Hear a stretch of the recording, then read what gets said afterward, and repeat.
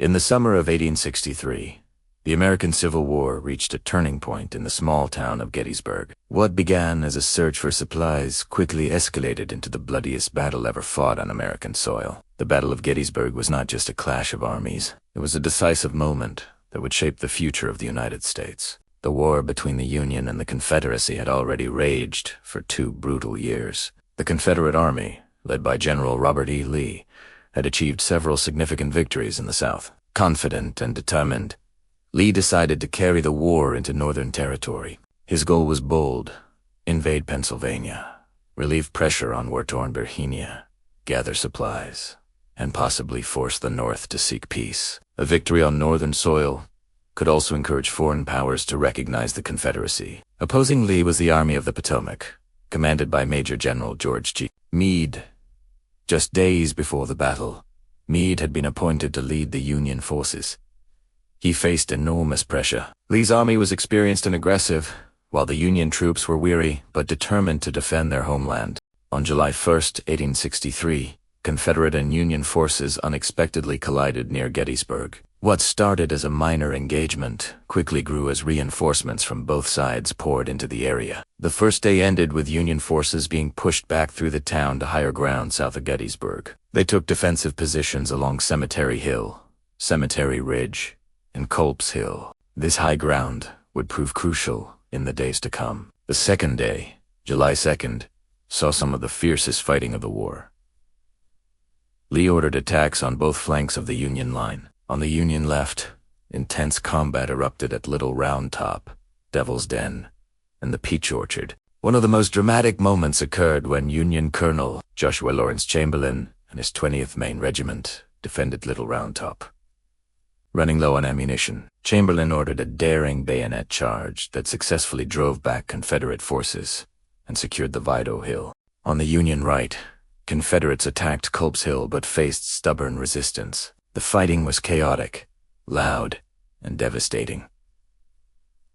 Artillery roared across the fields. Smoke filled the air. Soldiers fought at close range, often in hand-to-hand combat. By nightfall, thousands lay dead or wounded, yet the Union line held firm. The third day, July 3rd, brought the battle's most famous and tragic assault: Pickett's Charge. Lee believed the center of the Union line was vulnerable. After a massive artillery bombardment, approximately 12,500 Confederate soldiers advanced across open fields toward Cemetery Ridge.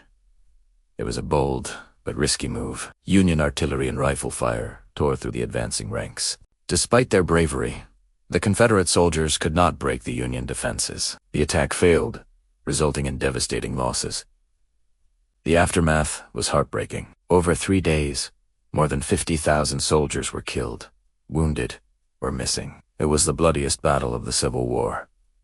Lee's army, badly damaged, retreated back to Virginia. His invasion of the North had failed. For the Confederacy, Gettysburg marked the end of major offensive operations in the North. The momentum began to shift toward the Union. Months later, on November 19th, 1863, President Abraham Lincoln visited Gettysburg to dedicate a national cemetery for the fallen soldiers. There, he delivered the Gettysburg Address, a brief but powerful speech that redefined the meaning of the war. Lincoln reminded the nation that the struggle was not only about preserving the Union but about ensuring that government of the people, by the people, for the people, shall not perish from the earth. The Battle of Gettysburg was more than a military confrontation. It was a test of leadership, courage, and national identity. Soldiers on both sides fought with determination, believing deeply in their cause. Families across the country waited anxiously for news, and many received heartbreaking letters of loss. Strategically, the battle halted Confederate expansion into the North. Psychologically, it gave the Union renewed hope. Combined with the Union victory at Vicksburg in the West, Gettysburg marked a major turning point in the Civil War.